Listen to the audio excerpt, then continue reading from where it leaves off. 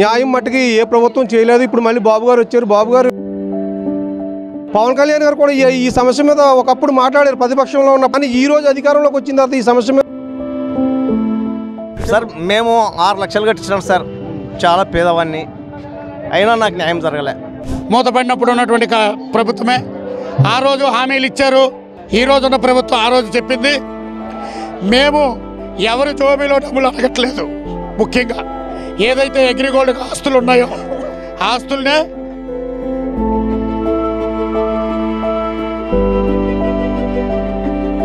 మాది రాజమండ్రి అండి. మేమంతా అగ్రిగోల్డ్ తరపున మా పోరాడుతున్నామండి. దగ్గరకు ఒక 20 లక్షలు కట్టించామండి.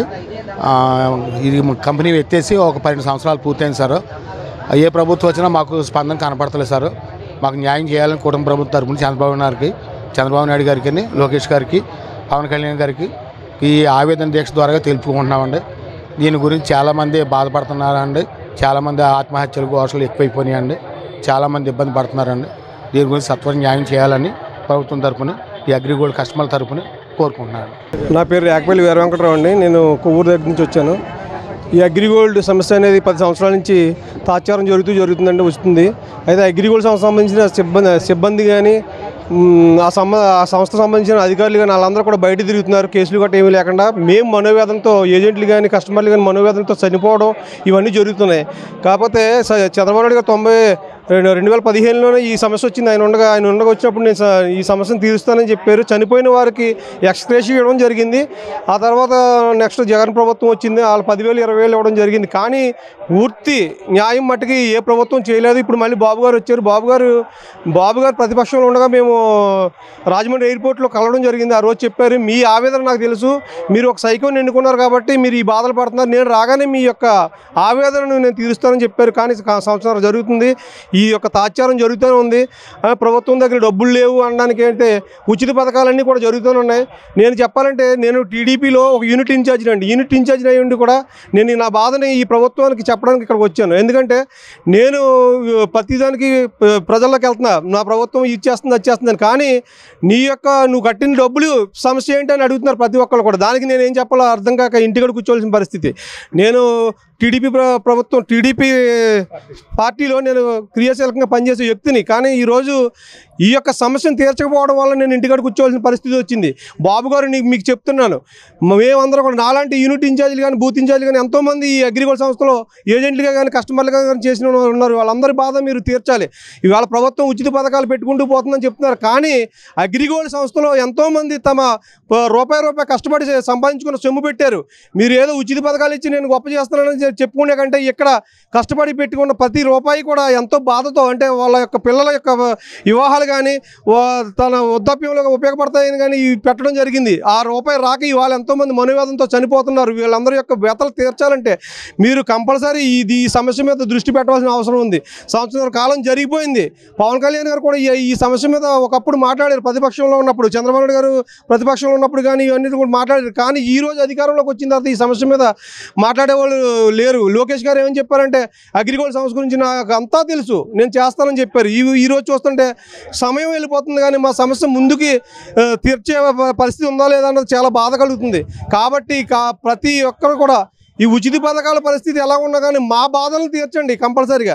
మా బాధలను తీస్తే మేము నలుగురిలో తిరగడానికి అవకాశం ఉంటుంది. ప్రతి బంధువుల యొక్క పెళ్ళిళ్ళకి అన్నింటికి కూడా మానేసుకుని ఇంటికాడ కూర్చుంటున్నాం సార్. ఒకసారి ఆలోచించండి సార్ చంద్రబాబు నాయుడు గారు. మేము మీ పార్టీలో క్రియాశీలకంగా పనిచేయాలి, మేమందరం కూడా నాలాంటి వాళ్ళు ఎంతోమంది ఉన్నారు, వీళ్ళందరూ కూడా పనిచేయాలంటే కంపల్సరీ ఈ సమస్యని మీరు తీర్చి ముందుకు రావాలి. తీర్చినప్పుడు మేము చాలా ధైర్యంగా మేము ప్రజల ముందుకెళ్ళి చెప్తాం, ప్రతి సమస్యను తీర్చే మా బాబు ఉన్నాడు అని చెప్పేసి ప్రతి ఒక్కరికి చెప్పగలుగుతాం. ఈ విషయం మీద మన ఉప ముఖ్యమంత్రి గారు పవన్ కళ్యాణ్ గారు కానీ, లోకేష్ బాబు గారు కానీ, చంద్రబాబు నాయుడు గారు కానీ తొందరగా చర్యలు తీసుకుని ఈ యొక్క సమస్యను తొందరగా తీర్చవలసింది కూర్చున్నాం. నా పేరు వెంకటేశ్వరరావు అండి. మాది ఏలూరు జిల్లా ద్వారకా తిరుమల మండలం అండి. ఈ అగ్రిగోల్డ్ సంస్థలో ఏజెంట్గా పనిచేస్తామండి.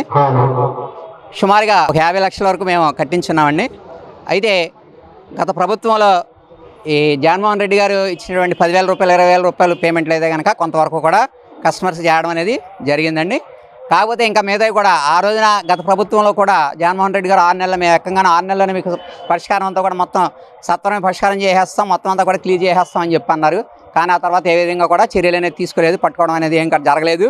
తర్వాత మా ముప్పాళ్ళ గారి నాయకత్వంలో అస్మాన్ కూడా ఈ ధర్నాలన్నీ చేయటం, రాస్తా రోకోలు ఇవన్నీ చేయటం వల్ల కొంతవరకు వచ్చినాయని చెప్పి మేము అనుకున్నాం. ఇంకా వస్తాయనంటే మొన్న మార్చి ఏప్రిల్ నెలలో ఇక్కడ ఇదే ధర్నా చౌక్లో జరిగినటువంటి మీటింగ్లో కూడా వరలరామయ్య గారు వచ్చి మీరు ఏ విధంగా ఈసారి మీరు రోడ్ల మీదకి వచ్చే పని ఏమి ఉండదు, ఇంకా మేమంతా కూడా గవర్నమెంట్ మన కూటమి ప్రభుత్వం బాగానే ఇచ్చేస్తుంది, మీకు సత్వర న్యాయం జరుగుతుందని చెప్పి అన్నారు. కానీ ఇంకెంతవరకు కూడా ఆ విధమైనటువంటి చర్యలు ఏ విధమైనటువంటి చర్యలు కూడా ఇక్కడ తీసుకోవడం అనేది జరగలేదండి. ఈరోజు కూడా ముప్పాళ్ళ గారి ఆదేశానుసారంగా మేము అందరం కూడా ఇక్కడ ఆవేదన దీక్ష అనే సభకే వచ్చాం. కానీ ఇక్కడ ఏ విధమైన ధర్నాల ఆందోళన అనేది ఏమీ కాదండి. ఇది ప్రభుత్వం వారికి తెలియజేసేది ఏంటంటే చంద్రబాబు నాయుడు గారికి, సీఎం గారికి కానీ, ఉప ముఖ్యమంత్రి గారికి కానీ, అలాగే లోకేష్ గారికి కానీ వెంటనే ఈ సమస్య ఇది ఎక్కడో కూడా ఇందాక మన మిత్రులు చెప్పినట్టుగా ఇది ఎక్కడో కూడా పథకాలకు సంబంధించిన విషయం ఏది కాదు కాబట్టి, కంపెనీకి సంబంధించిన వేల కొలది ఆస్తులు ఉన్నాయి కాబట్టి, సిఐడి వారు కూడా అటాచ్ చేసి ఉన్నారు కాబట్టి సత్వరమైన న్యాయం జరిగేట్టుగా వెంటనే ఇంకా మరి ఏ విధమైనటువంటి ఆందోళన కానీ లేదంటే ఆత్మహత్యలు కానీ జరగకుండా అవన్నీ చేయాలని చెప్పి ప్రభుత్వం మీదే ఉంది కాబట్టి ప్రభుత్వం వారికి ఇందుమూలంగా మేము తెలియజేస్తామండి. ఇది వెంటనే ప్రభుత్వం వారు స్పందించి అలాగే ప్రత్యేక ఫాస్ట్ ట్రాక్ కోర్టు ఏర్పాటు చేయమని చెప్పి గతంలో తెలియజేస్తున్నారు. అంటే వేల సంఖ్యలో ఉన్నటువంటి ఈ కేసులన్నీ కూడా పరిష్కారం అవ్వాలంటే లేట్ పడుతుంది కాబట్టి ప్రత్యేకించి దీనికి ఒక సపరేట్ కోర్టు ఏర్పాటు చేసి దీని మీదే ఎప్పుడు వాయిదాలు చేసినా కూడా దీని మీదే చూసే సత్వరం ఒక 3-4 నెలల్లో మనకి చేయమని చెప్పి మేము ఇందు మూలంగా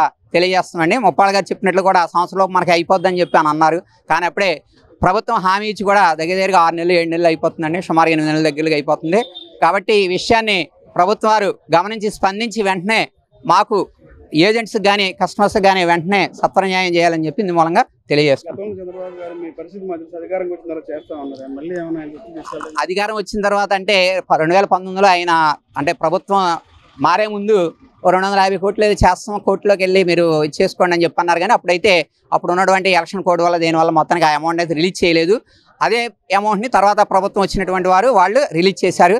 అలాగే 20,000 రూపాయలు కూడా కొంత ఇస్తామని చెప్పి అన్నారు, అది కూడా కొంత ఇవ్వడం జరిగింది. ఇంకా 10,000 రూపాయలు 20,000 రూపాయలు కూడా అందరికీ కూడా పూర్తి న్యాయం అయితే జరగలేదండి. వాళ్ళకు కూడా అలాగే 10,000 20,000 ఉన్న వాళ్ళకి కూడా అలాగే పెద్ద పెద్ద పేమెంట్లు ఉన్న వాళ్ళకి కూడా వెంటనే న్యాయం జరిగేట్టుగా చేయమని చెప్పి ప్రభుత్వానికి తెలియజేసుకుంటాం. అది Kurnool district sir, Kurnool district Gonegandla మండలం అల్వాల సార్. మేము 6 లక్షలు కట్టించినాం సార్, చాలా పేదవాడిని, అయినా నాకు న్యాయం జరగలే, ఇంతవరకు ఏం రాలే మాకు. అది సార్ మా బాధ. బళ్ళారి కర్ణాటక. మేము కూడా 6 లక్షలు కట్టించినాము. అందరు బీదోళ్ళ దగ్గర వాళ్ళ పిల్లలు చదివించుకునే వాళ్ళకు ఏదో పెళ్ళిళ్ళు చేసుకునే వాళ్ళ దగ్గర వాళ్ళు చేసుకునే కష్టం వచ్చి అగ్రిగోల్డ్ డబ్బులు కడతారని చెప్పి వాళ్ళు కట్టారు. కానీ వీళ్ళు ఇంత మోసం చేస్తారని జనాలు లెక్క లేదు. మాకు న్యాయం చేసేటట్లు మీరు నెరవేర్చండి. శ్రీకాకుళం జిల్లా AgriGold customer and agent welfare association రేపు జనవరికి 12 సంవత్సరాలు పూర్తి చేసుకుంటుంది. మేము ఇప్పటి వరకు ఉద్యమం అనేటువంటిది చాలా నిరసనలు ఎన్నో తెలియజేశాం. ఇప్పుడున్న ప్రభుత్వమే ఆ రోజు అగ్రిగోల్డ్ కంపెనీ మూతపడినప్పుడు ఉన్నటువంటి ప్రభుత్వమే ఆ రోజు హామీలు ఇచ్చారు, జీవోలు పాస్ చేశారు, కానీ అమౌంట్స్ ఇవ్వలేదు. అలాగే జగన్మోహన్ రెడ్డి గారు వచ్చిన తర్వాత 1150 కోట్లు ఇచ్చారు, వాళ్ళు 5 ఏళ్ళు గడిపిస్తారు. అంతకుముందు ఇప్పుడున్న ప్రభుత్వం అప్పుడు ఒక 5 ఏళ్ళు గడిపింది. ఈ ప్రభుత్వం మరలా వచ్చి కూడా 18 నెలలు అవుతున్న మేనిఫెస్టోలో కూడా పెట్టి అది పక్కదోవను పెట్టారు. ఇప్పటికైనా ఈ ప్రభుత్వం కళ్ళు తెరిచి అగ్రిగోల్డ్ బాధితులకు తక్షణమే న్యాయం చేయాలి. చెయ్యకపోతే మరో ఆమరణ నిరాహార దీక్ష కూర్చోవడానికి కూడా వెనుకాడేది లేదని చెప్పి ఈ ప్రభుత్వానికి తెలియజేస్తున్నాం. ఎందుకంటే అగ్రిగోల్డ్ యొక్క ఆస్తులు చాలా ఎక్కువ ఉన్నాయని ఈరోజున్న ప్రభుత్వం ఆ రోజు చెప్పింది. మేము ఎవరి జోబీలో డబ్బులు అడగట్లేదు. ముఖ్యంగా ఏదైతే అగ్రిగోల్డ్ ఆస్తులు ఉన్నాయో ఆస్తులనే అమ్మిపెట్టే బాధ్యత తీసుకొని ప్రజలకు న్యాయం చేసి ఇంకో ఆత్మహత్య జరగకుండా ఆపాల్సిన అవసరం ఈ ప్రభుత్వానికి ఉందని చెప్పి హెచ్చరిస్తున్నాం.